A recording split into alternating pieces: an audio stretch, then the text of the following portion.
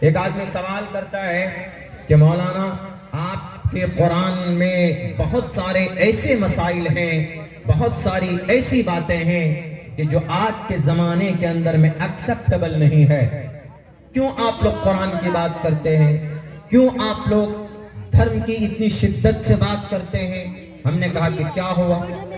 انہوں نے کہا کہ آپ ہی کے دھرم اندر ہوتا ہے، دل کے اندر ہوتا ہے دھرم، تو آپ لوگ ٹوپی سے داڑھی سے ظاہر کرتے ہیں کہ آئی ایم اے دھارمک پرسن، ہم مسلمان ہیں، دیکھو پرچار کرنے کی کیا ضرورت ہے؟ ہم نے کہا کہ ارے تم پاگل ہو، ہمارا قرآن یا ہمارا اسلام یا شریعت کا کوئی بھی فرمان ایسا ہے کہ آدمی اگر اس پر عمل کرتا ہے، اللہ کے نبی کا طریقہ ہے، اللہ کا حکم ہے، محمد رسول اللہ کی سنت ہے، اگر آدمی اس پر اگر ہے تو کوئی نہ کوئی اس میں فائدہ ہے۔ وہ بولتا کیا فائدہ؟ بھلا مولانا آپ لوگ ٹوپی اوڑھتے ہو، اس ٹوپی کا کیا فائدہ ہے؟ ٹوپی اوڑھنے کا کیا فائدہ؟ آپ کسی سے بھی پوچھے ٹوپی کا کیا فائدہ ہے تو آپ کیا کہیں گے؟ کیوں ٹوپی اوڑھتے ہو؟ تو وہ کہے گا کہ بھئی یہ نبی کی سنت ہے اس لیے ہم ٹوپی اوڑھتے ہیں۔ لیکن اس سے فائدہ ہے کیا؟ دنیاوی اعتبار سے کوئی فائدہ؟ بنا ٹوپی کی بھی تو نماز ہو جاتی۔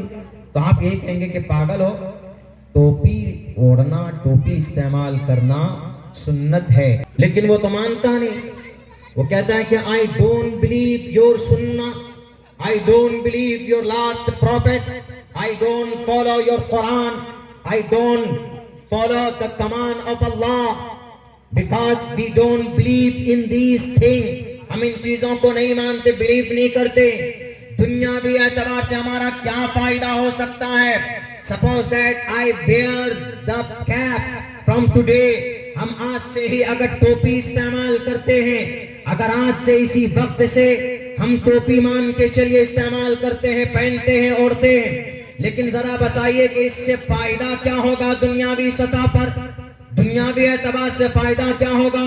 فائدہ ہے ٹوپی اوڑھتا ہے کوئی، ٹوپی استعمال کرتا ہے اگر کوئی تو اس کا فائدہ ہے۔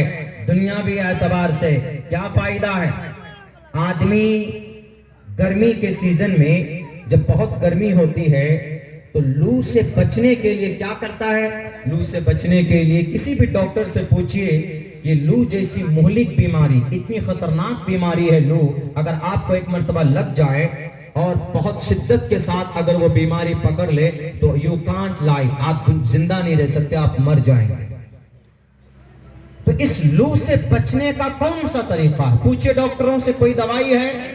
نہیں، وہ آپ کو یہی کہے گا کہ لو سے بچنے کا there is only one option، ایک ہی آپشن ہے، ایک ہی راستہ۔ کون سا راستہ؟ وہ راستہ یہ ہے کہ آپ اپنے سر کو کپڑوں سے ڈھانپ لیجئے، سے اس کو بند کر لیجئے، سر کو بھی، منہ کو بھی، آنکھ کو بھی، پوری بدن میں نہیں۔ لو سے بچنا ہے تو سر کو لپیٹ لیجئے کپڑوں سے۔